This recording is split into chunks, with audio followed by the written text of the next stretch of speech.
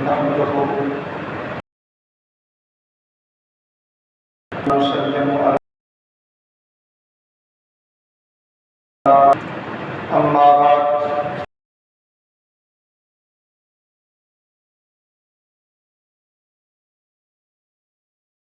الرحمن الرحيم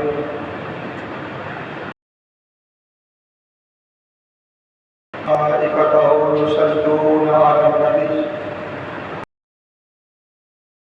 يا أيها الذين آمنوا صلوا عليه وسلموا تسليما درود پاک معاشرت پر پڑھ لیجیے السلام علیکم یا سیدی یا رسول اللہ اصحابک یا سیدی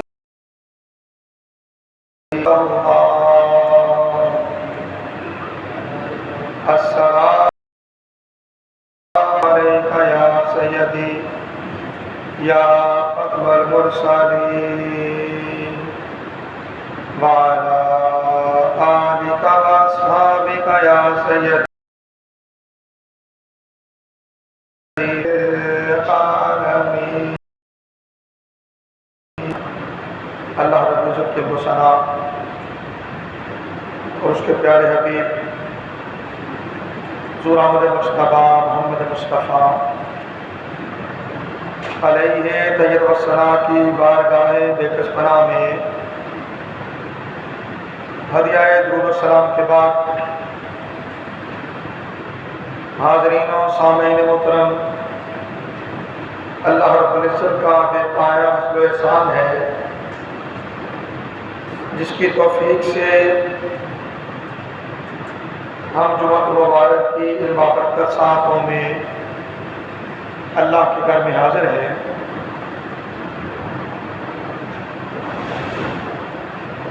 اللہ رب العزت کا ہم پر یہ احسان ہے کہ آج یکم ربیع الاول شریف ہے اور جمعۃ المبارک ہے، اور جمعۃ المبارک بھی اہل ایمان کے لیے یوم عید کا درجہ رکھتا ہے۔ گویا عیدوں کی عید، عید میلاد النبی صلی اللہ علیہ وسلم کی آمد ہے، اور کا آغاز یوم عید یوم جمعۃ المبارک سے ہو رہا ہے۔ قرآن طور پہ بڑی معروف آیت کریمہ آپ کے گوش گزار کی ہے۔ رب العزت نے ارشاد فرمایا ان اللہ و ملائکتہ یصلون علی النبی، بے شک اللہ تعالیٰ اور اس کے فرشتے نبی صلی اللہ علیہ وسلم پر درود بھیجتے ہیں۔ یا ایھا الذین آمنوا صلوا علیہ وسلموا تسلیما، اے ایمان والو تم بھی آپ صلی اللہ علیہ وسلم پر درود بھیجا کرو، درود بھیجا کرو اور سلام بھیجا کرو جیسے سلام بھیجنے کا حق ہے، جیسے سلام بھیجنے کا حق ہے۔ درود اور سلام ہر دو کا حکم آ گیا، اور درود بھیجنا اللہ کی سنت، اللہ کے فرشتوں کی سنت، اللہ کی سنت، اللہ کے فرشتوں کی سنت، اور یہ واحد کام ہے نبی علیہ السلام پر درود بھیجنا جس میں وہ لا شریک وہ رب قدوس اپنی مخلوق کو حکمن شامل فرماتا ہے، حکمن شامل فرماتا ہے، وگرنہ وہ ذات لا شریک ہے۔ کسی عمل میں، کسی فعل میں، کسی صفت کا شریک نہیں ہے، وہ لا شریک ہے، مگر اپنے حبیب سے محبت اس قدر ہے، اپنے محبوب سے شان دل ربائی کے ساتھ تعلق ایسا ہے کہ رب قدوس نے حبیب کی بات آئی تو حبیب پر درود بھیجنے میں اپنے فرشتوں کو بھی شامل کر لیا، اپنے فرشتوں کو بھی شامل کر لیا کہ آؤ اس کام میں میرے ساتھ تم بھی شریک ہو جاؤ، اور ایمان والوں کو بھی حکم دے دیا، اے ایمان والو تم بھی آؤ میرے ساتھ اس عمل میں شریک ہو جاؤ اور میرے حبیب پہ درود بھیجو، میرے حبیب پہ درود بھیجو۔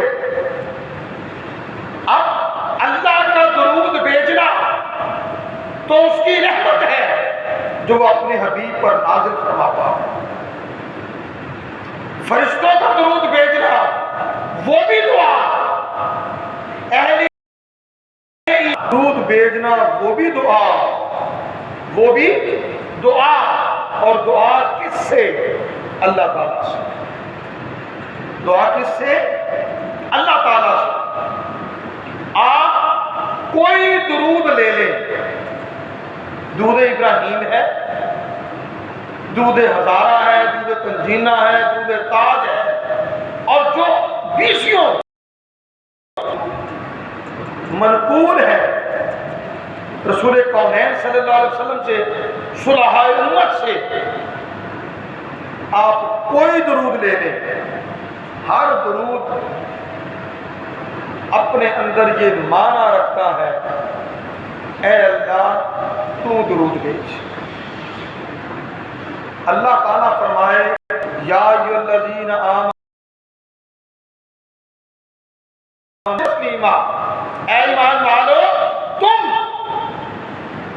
حبیب کریم صلی اللہ علیہ وسلم پر درود بھیجو اور سلام بھیجو جیسے سلام بھیجنے کا حق ہے، جیسے سلام بھیجنے کا حق ہے۔ ہم درود بھیجیں، ہم درود بھیجیں، فرشتے درود بھیجیں تو کیا عرض کریں؟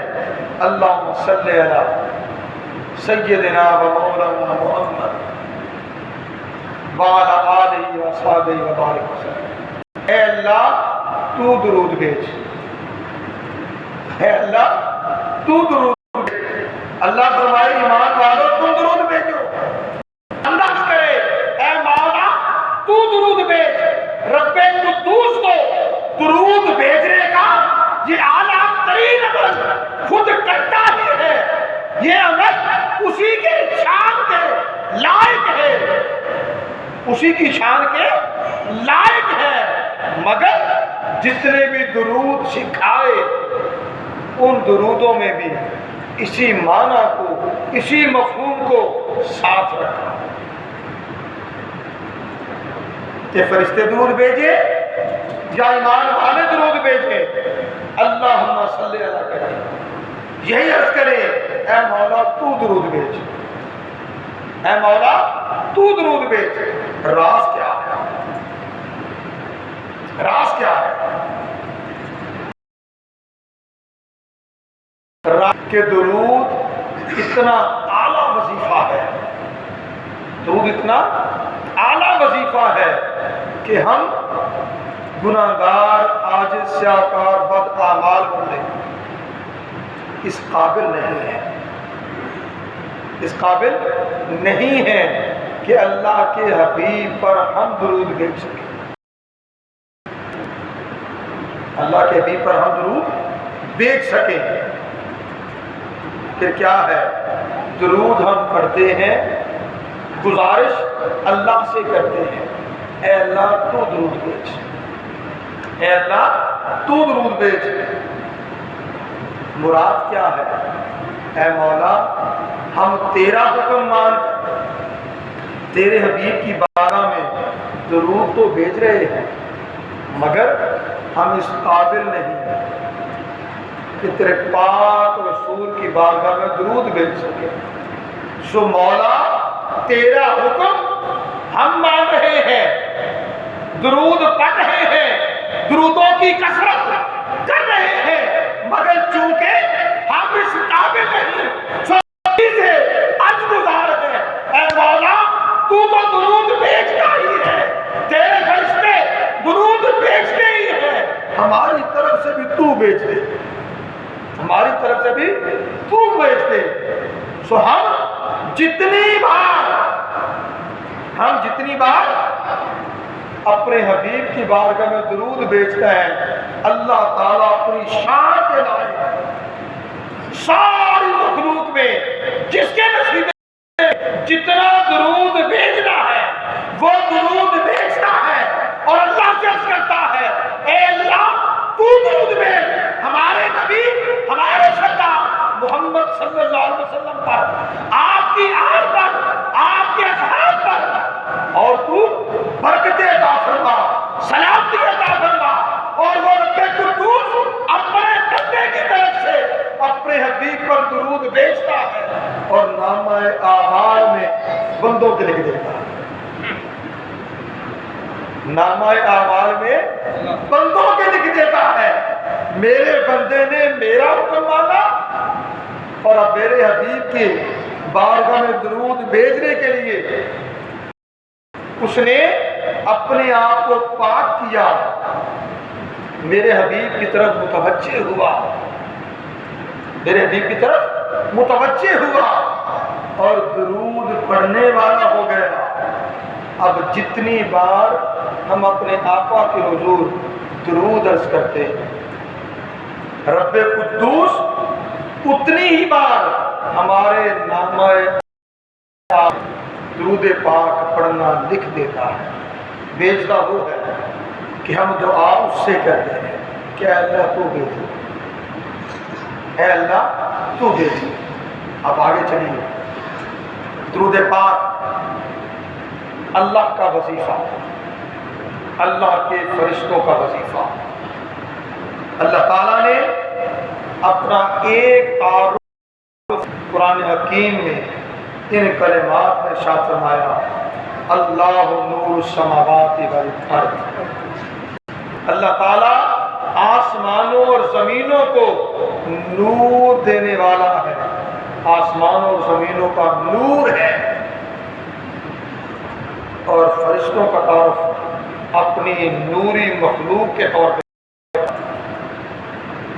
اور ایمان والوں کو حکم دے دیا تم بھی میرے حبیب کے حضور درود بھیجا کرو، کس لیے؟ تم خاکی ہو نا، تم خاکی ہو، میرے حبیب سے محبت کرتے ہو تو نور کے طالب تو ہو نا، چاہتے ہو نا کہ ہمارا من نور مصطفی فیضان سے روشن ہو جائے، ہمیں اس نور نبوت مصطفیٰ کی روشنی میسر آ جائے، تو پھر سن لو، نور والوں کا وظیفہ یہ ہے، نور والوں کا وظیفہ یہ ہے کہ وہ میرے حبیب کی بارگاہ میں درود بھیجتے ہیں۔ بھیجنا کسی وقت کی قید سے، کسی مقام کی قید سے آزاد ہے۔ اللہ تعالیٰ ہر لحظہ، ہر آن اپنی شان کے لائق درود بھیجتا ہے، اللہ کے فرشتے اپنی شان کے لائق درود بھیجتے ہیں۔ اب جو کوئی جس قدر نور والا بننا چاہتا ہے، جس قدر نور پانا چاہتا ہے، جس قدر اندھیرے سے نکل کر نور میں آنا چاہتا ہے، اسی قدر نوریوں والا وظیفہ اختیار کرتا ہے وہ اسی قدر نور پا لے گا، اسے اسی قدر نور میسر ہو جائے گا، اور یہ نور پھر اس کے کام آئے گا۔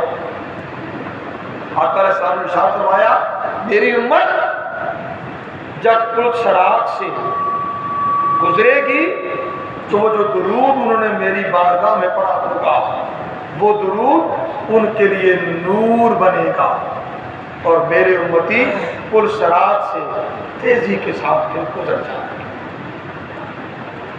تیزی کے ساتھ پھر گزر جائے گا۔ ٹھیک ہے، یہ نور جو درود میں ہے، ایسا نور کہ رسول کونین صلی اللہ علیہ وسلم نے ارشاد فرمایا روز قیامت میرے سب سے زیادہ قریب وہ ہوگا جو مجھ پر سب سے زیادہ درود پڑھتا ہوگا، جو مجھ پر سب سے زیادہ درود پڑھتا ہوگا۔ پھر یہ بھی یاد رکھ لیں درود وہ وظیفہ ہے، درود وہ وظیفہ ہے جس کے اندر امت محمدی کی بخشش کا سامان ہے، امت محمدی کی بخشش کا سامان ہے۔ قرآن کریم میں اللہ تعالیٰ نے ارشاد فرمایا کہ جب تمہیں کوئی تحفہ دے، جب تمہیں کوئی تحفہ دے تو تم اس سے بہتر تحفہ اسے دو یا اسی جیسا تحفہ اسے دو،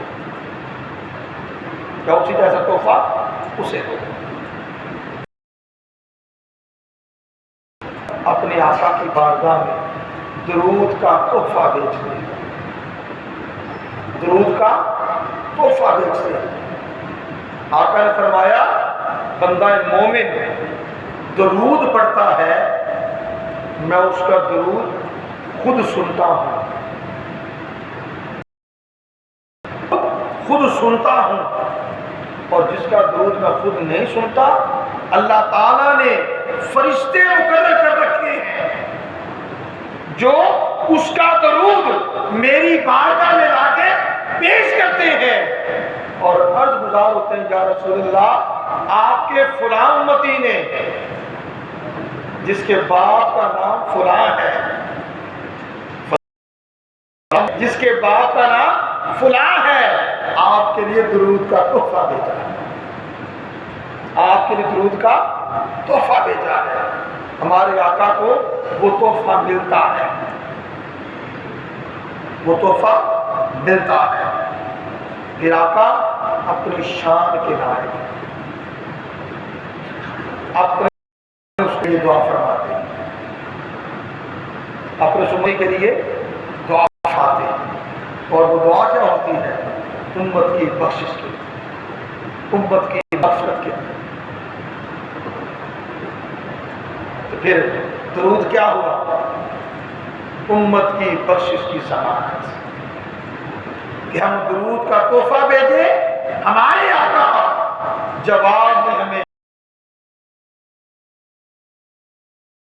کا پروانہ تھما دے کہ میرے امتی تو نے مجھ پر درود بھیجا، تیرے درود بھیجنے کا عمل مجھے اس قدر پسند آیا کہ میں نے تیرا تحفہ اپنی بارگاہ میں قبول کر لیا اور اپنے رب کے حضور تیرے لیے دعا کے لیے ہاتھ اٹھا دیے، اے میرے مولا میرے امتی نے مجھ پر درود بھیجا ہے، اسے بخش دے، اسے بخش دے۔ وہ اللہ، وہ رب تعالیٰ جو کسی بندہ مومن کی دعا کو رد نہیں فرماتا، کیا وہ اپنے محبوب کی دعا کو رد فرمائے؟ نہیں۔ سو درود پڑھو، کثرت سے پڑھو، کثرت سے پڑھو، کثرت سے پڑھو، دنیا جہاں میں تمہارے کام آئے گا۔ صحابی رسول رضی اللہ تعالیٰ بارگاہ رسالت میں حاضر ہوئے، عرض کیا یا رسول اللہ صلی اللہ علیہ وسلم میں جتنا وقت پڑھنے پڑھانے میں صرف کرتا ہوں اس کا ایک حصہ میں درود پڑھتا ہوں، اور 3 حصے دیگر اوراد و وظائف کرتا ہوں، کیا یہ ٹھیک ہے؟ رسول کریم صلی اللہ علیہ وسلم نے فرمایا ہاں ٹھیک ہے، لیکن اگر تو درود اور زیادہ پڑھ لے تو تیرے لیے بہتر ہے۔ صلی اللہ علیہ وسلم پھر تو میں آدھا وقت درود پاک پڑھا کروں گا اور آدھا وقت دیگر اور آدھا وظائف کر لیا کروں گا، اب ٹھیک ہے؟ فرمایا ٹھیک ہے، ٹھیک ہے، لیکن اگر تو درود اور زیادہ کر لے تو تیرے لیے زیادہ بہتر ہے۔ عرض کیا یا رسول اللہ صلی اللہ علیہ وسلم پھر تو میں 3 حصے درود پڑھا کروں گا اور 1 حصہ دیگر ورد و وظائف کر لیا کروں گا، یا رسول اللہ کیا اب ٹھیک ہے؟ فرمایا ٹھیک ہے، لیکن تو درود اور زیادہ پڑھے تو تیرے لیے زیادہ بہتر ہے۔ بس کیا اچھا یا رسول اللہ پھر تو میں اپنا سارا وقت درود ہی پڑھا کروں گا۔ اللہ کے نبی صلی اللہ علیہ وسلم کچھ ہوئے، فرمایا اے میرے صحابی اگر تو اپنا سارا وقت مجھ پر درود خرچ کرے گا تو تیرا درود پڑھنا تیری دنیا کے لیے اور تیری آخرت کے لیے کافی ہے۔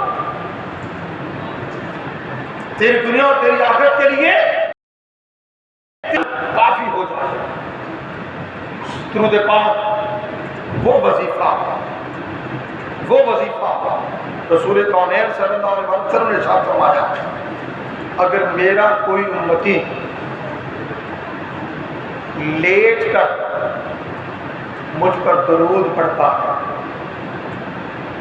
تو اس کے اٹھ کر بیٹھنے سے پہلے اس کے گناہ معاف کر دیے جاتے ہیں۔ وہ بیٹھا ہوا مجھ پر درود پڑھتا ہے تو اس کے کھڑے ہونے سے پہلے اس کے گناہ معاف کر دیے جاتے ہیں۔ وہ کھڑا مجھ پر درود پڑھتا ہے اس کے چلنے سے پہلے اس کے گناہ معاف کر دیے جاتے ہیں، یا کھڑا ہے مجھ پر درود پڑھتا ہے تو اس کے بیٹھنے سے پہلے اس کے گناہ معاف۔ پھر آقا نے فرمایا 2 صاحبان ایمان آپس میں ملتے ہیں، مصافحہ کرتے ہیں، معانقہ کرتے ہیں، گلے ملتے ہیں اور مجھ پر درود پڑھتے ہیں، گلے ملتے ہیں اور مجھ پر درود پڑھتے ہیں تو ان کے ایک دوسرے سے جدا ہونے سے پہلے ان کے گناہ معاف کر دیے جاتے ہیں۔ پھر آقا نے فرمایا کہ یہاں چند لوگ بیٹھے جس مقام پر اور وہ مجھ پر درود پڑھیں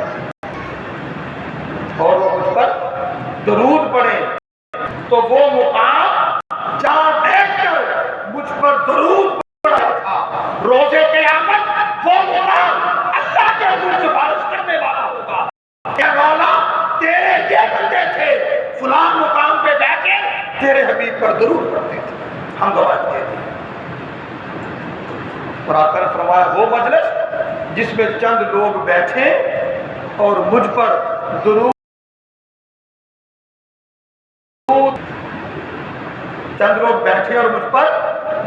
پڑے بغیر اٹھ، فرمایا وہ جگہ وہ مجلس ان پر افسوس دی ہے کہ کیسے صاحب ایمان مجھ پہ آ کے بیٹھے، آپس میں بات چیت بھی کی، کھانا بانا بھی کھایا، کلام بھی کیا، مگر اپنے نبی پر درود نہیں بھیجا۔ تو وہ جگہ ان پر افسوس کرتی ہے کہ درود نہیں پڑھا۔ آپ ایک بار درود پڑھتے ہیں، آقا علیہ السلام نے فرمایا اللہ تعالیٰ 10 گناہ معاف کر دیتا ہے، 10 گناہ معاف کر دیتا ہے، نامہ اعمال میں 10 نیکیاں لکھ دیتا ہے اور 10 درجات اس بندہ مومن کے بلند کر دیتا ہے۔ درجات اس کے بلند کر دیتا ہے۔ یہ درود کا وظیفہ ہے۔ ماہ ربیع الاول شریف آج آغاز ہے، آج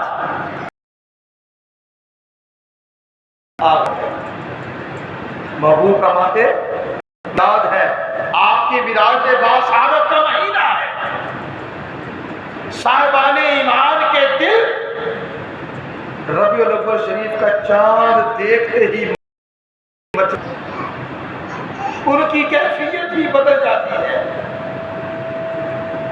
وہ من کی دنیا میں اپنے حبیب کی آمد کی خوشیاں منانے میں تانے بانے بننا شروع کر دیتے ہیں کہ میرے محبوب کی عید کی آمد ہے، آقا کی ولادت کے دن کی آمد ہے، میں اسے کیسے مناؤں گا؟ تانا بانا بنتے ہیں، منصوبہ بندی کرتے ہیں۔ یاد رکھ لیں، جس نے حبیب کریم صلی اللہ علیہ وسلم کی آمد کی خوشیاں منانے میں جتنا وقت فقط سوچ بچار میں ہی صرف کیا،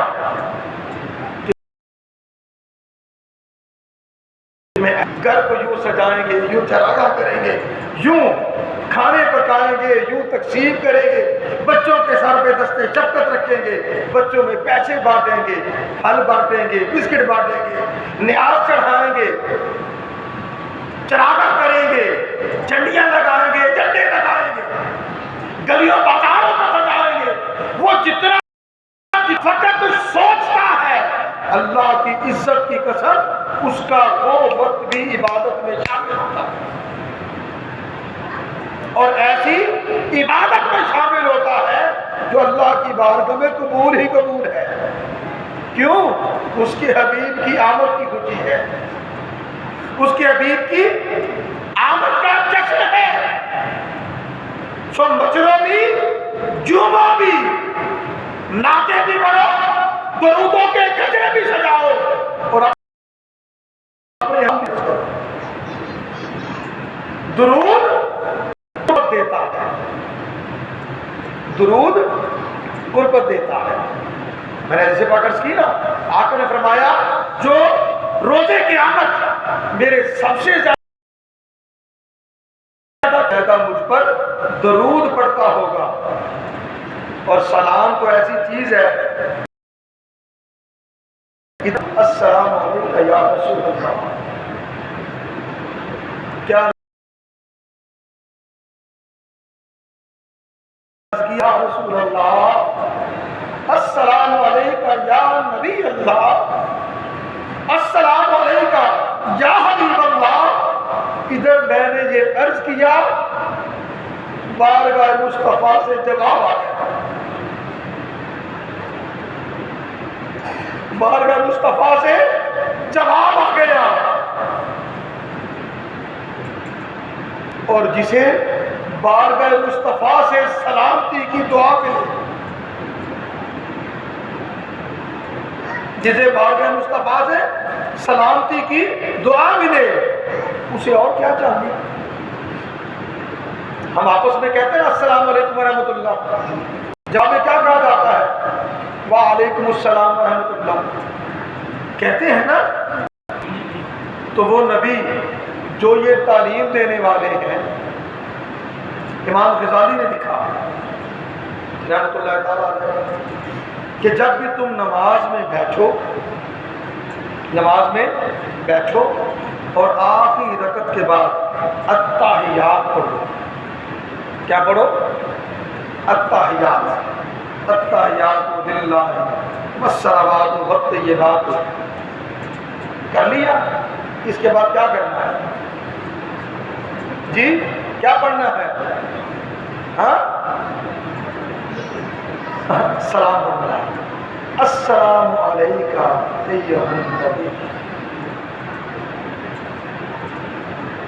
امام غزالی فرماتے ہیں جب یہ کہو تو تھوڑی دیر ٹھہر جایا کرو، تھوڑی دیر ٹھہر جایا کرو، اور بارگاہ مصطفیٰ سے اپنے سلام کا انتظار کیا کرو۔ بارگاہ مصطفیٰ کے سلام کے جواب کا انتظار کیا کرو. اب وہاں سے جواب آتا ہے مگر ہم ناقص ہیں، ہمارے کان سننے والے نہیں ہیں. جو کان سننے والے ہیں وہ زبان سے بارگاہ مصطفیٰ میں السلام علیکہ ایھا النبی عرض کرتے ہیں، اور کانوں سے آقا کی طرف سے